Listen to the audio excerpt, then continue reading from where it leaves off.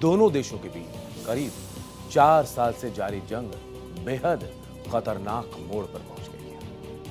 रूस ने यूक्रेन पर जोरदार हमला किया। रूस ने यूक्रेन की राजधानी कीव से लेकर लिव तक बमों की बरसात कर कोहराम मचा दिया। रूस ने इस हमले में अपनी सबसे ताकतवर हाइपरसोनिक मिसाइल ओरेशनिक का इस्तेमाल किया। रूस ने इस हमले को पुतिन के घर पर यूक्रेन के ड्रोन हमले का बदला बताया है। रूस का यह हमला यूरोप और नाटो के लिए भी चेतावनी है। यूक्रेन जंग को खत्म करने के लिए चल रहे पीस प्रोसेस के बीच रूस ने यूक्रेन पर भयंकर हमला किया है।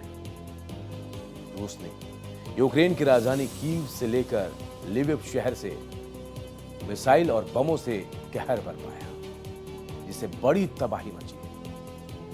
रूस ने 36 मिसाइल और 242 ड्रोन, जी हां 242 ड्रोन से ताबड़तोड़ हमले किए। साथ ही रूस ने इस बार यूक्रेन के लिविव शहर पर अपनी सबसे ताकतवर नई हाइपरसोनिक मिसाइल ओरेशनिक से हमला किया। रूस ने इसे पुतिन के घर पर हुए ड्रोन हमले का बदला बताया है।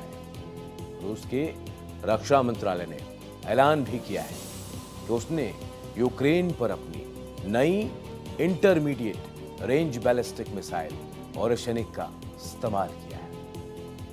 इस मिसाइल का युद्ध में दूसरी बार इस्तेमाल है।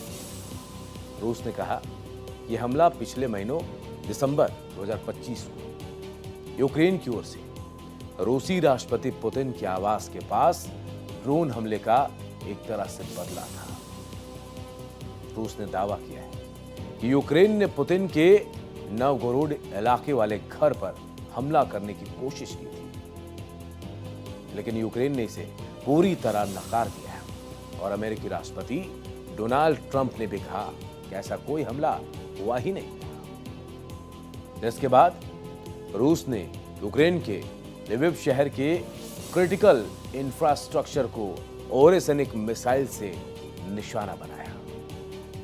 और यूक्रेन के विदेश मंत्री उन्होंने कहा कि ओरेशनिक मिसाइल का यूक्रेन और यूरोप की सीमा के इतने पास इस्तेमाल करना यूरोपीय सुरक्षा के लिए गंभीर खतरा है।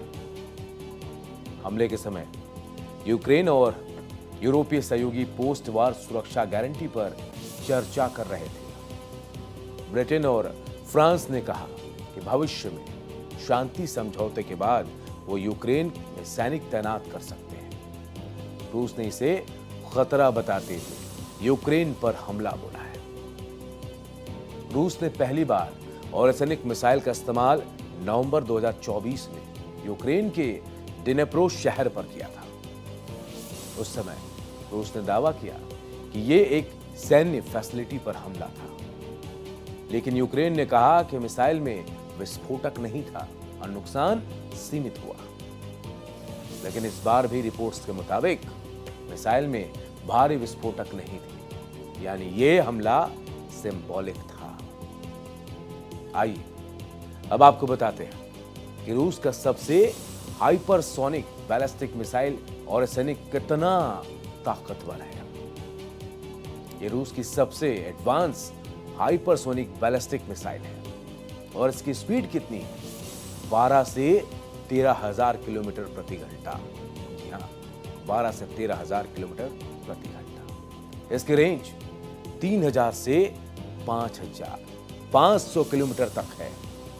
इसमें कई वारहेड्स को लगाया जा सकता है। एक मिसाइल में 3 से 6 अलग अलग वारहेड्स लगाया जा सकता है, जो अलग अलग टारगेट पर हमला कर सकते हैं। हर वारहेड में छोटे बम हो सकते हैं। यह मिसाइल न्यूक्लियर और कन्वेंशनल दोनों वारहेड्स को ली जा सकती है। रूस का दावा है कि इस मिसाइल को रोक पाना असंभव है। यह मिसाइल रूस की नई पीढ़ी का हथियार बन गया है, जो पश्चिमी देशों को चेतावनी देने के लिए बनाई गई है। रूस ने इस मिसाइल से दूसरी बार यूक्रेन पर हमला कर यह बता दिया है कि रूस के शर्तों के साथ ही यूक्रेन की जंग रुकेगी उससे पहले नहीं। रूस की ऑरिसैनिक मिसाइल का दम क्या है ये भी आपको बताते हैं। टाइप क्या है? इंटरमीडिएट रेंज बैलिस्टिक मिसाइल है। स्पीड आप समझिए कितनी खतरनाक, कितनी तेज, 12 से 13,000 किलोमीटर प्रति घंटा। रेंज 3,000 से 5,500 किलोमीटर तक। और वारहेड्स कितने? 3 से 6 अलग अलग वारहेड्स। न्यूक्लियर क्षमता, न्यूक्लियर कन्वेंशनल। आप समझिए ये हाइपरसोनिक मिसाइल की ताकत हम आपको बता रहे हैं। और इसी हाइपरसोनिक मिसाइल और सैनिक का इस्तेमाल रूस ने एक बार फिर यूक्रेन पर किया है।